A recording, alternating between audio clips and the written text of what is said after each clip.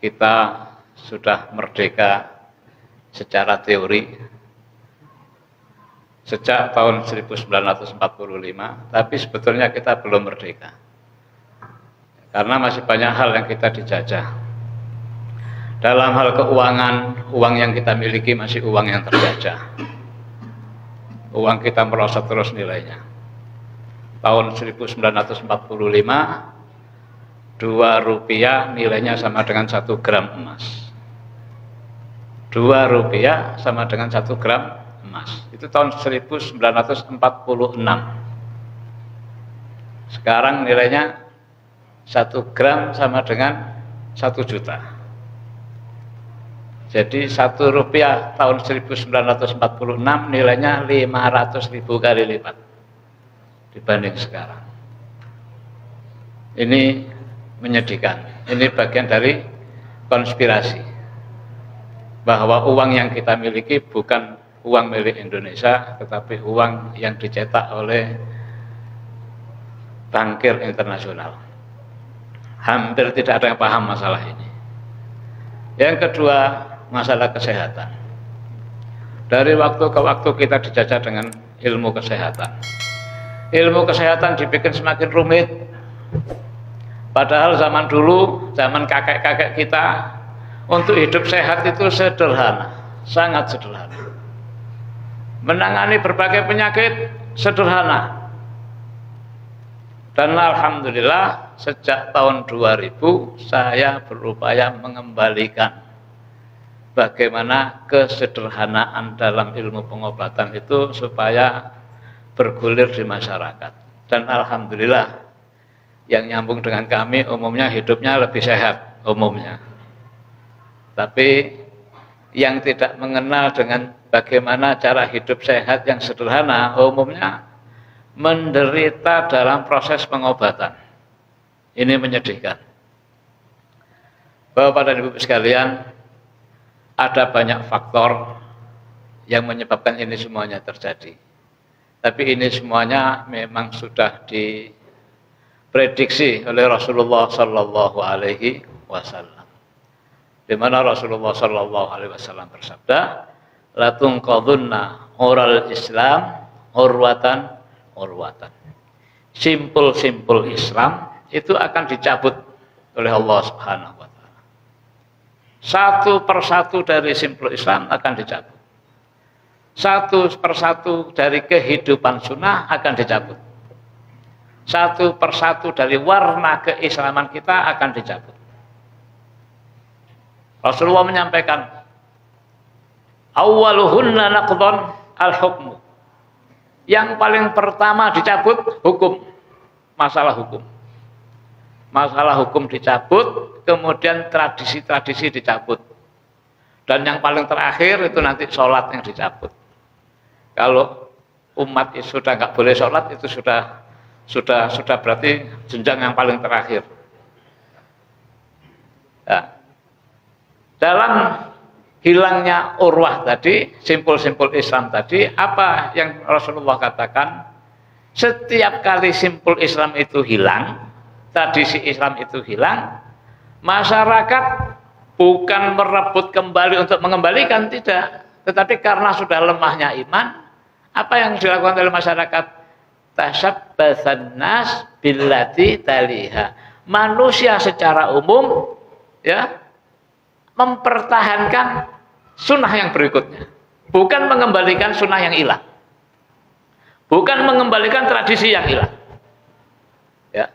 Karakter orang Islam yang sebenarnya itu tidak rela dengan hilangnya sesuatu. Ya. Ulama-ulama zaman dulu, khalifah-khalifah zaman dulu, begitu melihat satu simpul Islam akan hilang, langsung dirombak sedemikian rupa. Pertama kali yang merombak ini adalah Khalifah Abu Bakar As-Siddiq.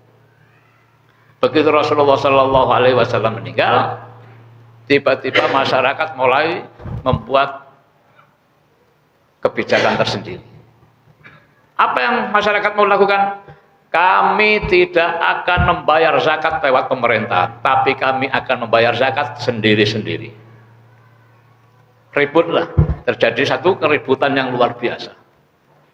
Para sahabat terpecah menjadi dua bagian. Sebagian mengatakan sudahlah, kita nggak masalah membiarkan zakat ini, mereka akan bayar sendiri, kelompok sendiri terserah, nggak ada masalah. Sampai Umar bin Khattab, ya, sahabat Nabi yang paling keras, sudah mulai mundur. Sudahlah, saya akan mundur daripada pecah umat ini. Lebih baik saya membiarkan mereka bayar zakat sendiri-sendiri, tetapi zakat itu tidak dikumpulkan oleh amil zakat yang ditunjuk oleh pemerintah. Semua sudah goyang, tinggal Abu Bakar As-Siddiq. Ya, Abu Bakar As-Siddiq bertahan. Abu Bakar mengatakan, demi Allah saya akan perangi semua yang melawan untuk membayar zakat lewat Baitul Mal. Katanya Abu Bakar.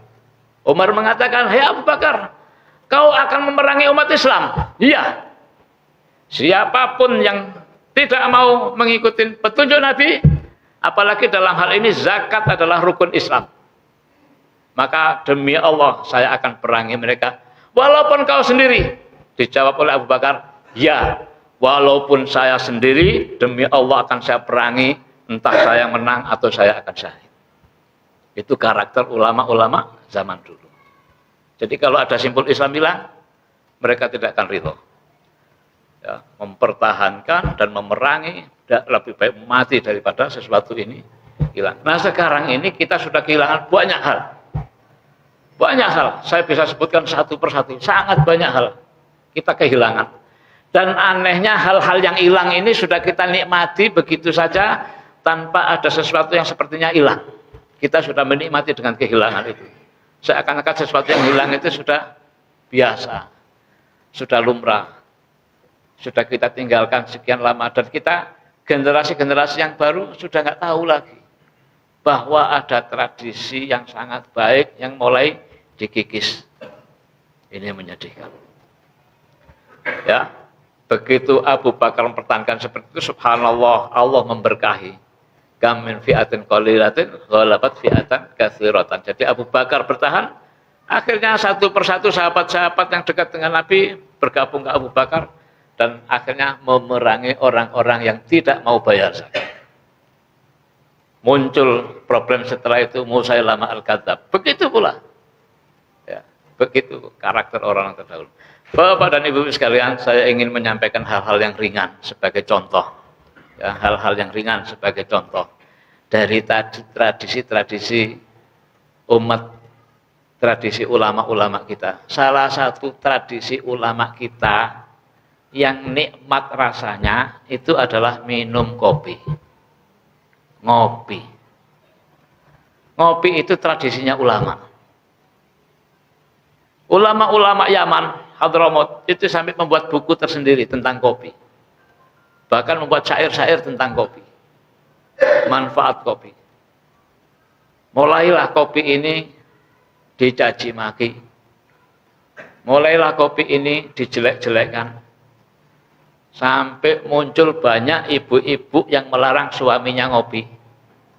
Saya sering kedatangan tamu, pasien, ada yang datang ke rumah saya sakit jantung, ada yang sesak nafas, sambil sesak nafas begini, saya sambut dengan baik, Bapak mau minum kopi, apa minum kopi? Enggak, saya tawarin yang lainnya. Ya, bersama istrinya datang, saya dilarang dokter minum kopi Pak Ustadz. Oh, dokternya gila Pak. Dokternya gila ya, melarang minum kopi. Kebingungan, istri saya juga melarang saya minum kopi. Ibu kok kejam amat Bu? Saya sendiri seperti itu. Ibu kok kejam amat Bu? Kok Bapak nggak boleh minum kopi? Bingung. Karena memang diwanti-wanti sama dokter jangan minum kopi. Kenapa kopi menjadi sesuatu yang dilarang? Padahal kopi sesuatu yang spesial, kopi kebanggaan ulama. Tradisi minum kopi adalah tradisinya para ulama. Ya. Tradisinya para ulama. Ada apa? Apa yang terjadi? Ini semuanya terjadi karena konspirasi. Apa itu konspirasi? Konspirasi itu sesuatu ya, satu langkah atau persekongkolan. Ya, konspirasi adalah persekongkolan. Untuk apa? Persekongkolan untuk menjerumuskan umat manusia. Ya. Target utamanya supaya manusia cepat mati, itu target utamanya.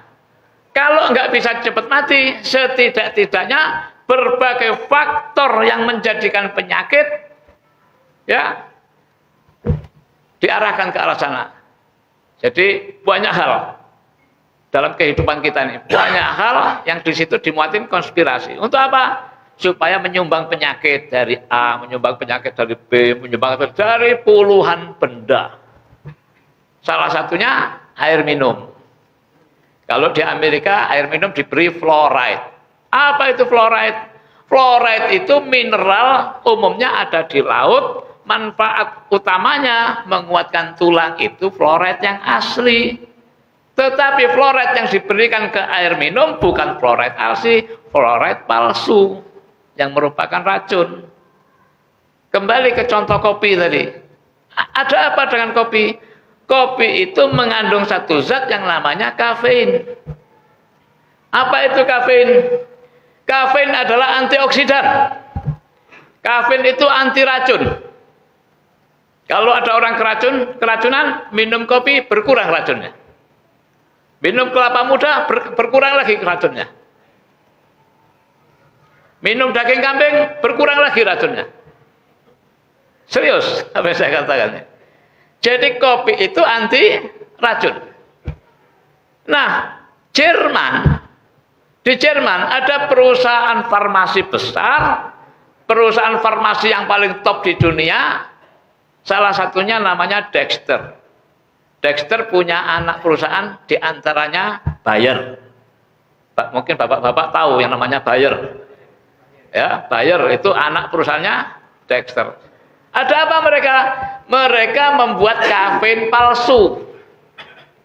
Kafein palsu ini disebarkan ke seluruh dunia, dipakai untuk minuman-minuman yang menyegarkan, pengganti kopi. Dan minuman-minuman itu biasanya adanya di minuman yang sering diminum oleh supir dan olahragawan. Apa? Seperti kerating daeng, hemaviton, penter, hormoviton. Minuman-minuman energi drink tertulis mengandung kafein 50 mg. Itu kafein palsu, sementara kafein yang ada pada kopi adalah sesuatu yang menyehatkan. Kalau yang palsu sifatnya racun. Para dokter dan para farmasi diberi literatur yang palsu. Orang-orang farmasi, dokter mendapat ilmu dari sesuatu yang palsunya. Sehingga mereka mengenal kopi ini bahaya. Apalagi kalau orang sudah tekanan darahnya tinggi, nggak boleh minum kopi karena akan memacu semakin tinggi. Itu kopi palsu, kafein palsu.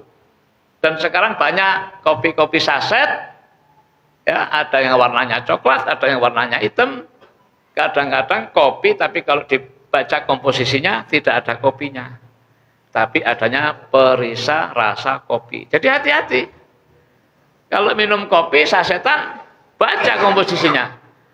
Pakai kopi beneran atau perisa. Perisa rasa kopi, dan biasanya diberikan kafein juga di situ. Nah, ini apa? Membiaskan. Itulah tujuan konspirasi. Karena kopi ini mengandung kafein, dan kafein sudah dijelaskan untuk para farmasi dan para dokter bahwa kafein ini bahaya, maka orang-orang farmasi, para dokter kompak semuanya sesuai dengan standar ilmu mereka yang ilmu palsu. Mulai melarang jangan minum kopi.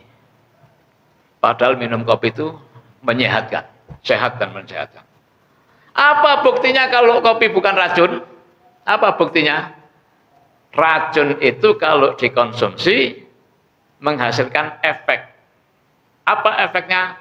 Begitu orang keracunan skala yang sangat sedikit, kepala pening. Itu tahap awal. Kadang-kadang tenggorokan jadi nggak enak, ganjel. Itu tanda orang kalau keracunan kecil. Kalau makin berat nggak bisa nafas. Ya. Terus kopi bagaimana? Justru kopi sebaliknya. Orang yang pening kepala itu malah hilang dengan kopi. Ini artinya kopi itu anti racun, bukan racun. Tapi ilmu bahwa kopi adalah racun sudah terlalu menyebar kemana-mana sehingga hampir seluruh rumah ya takut dengan kopi, khawatir dengan kopi.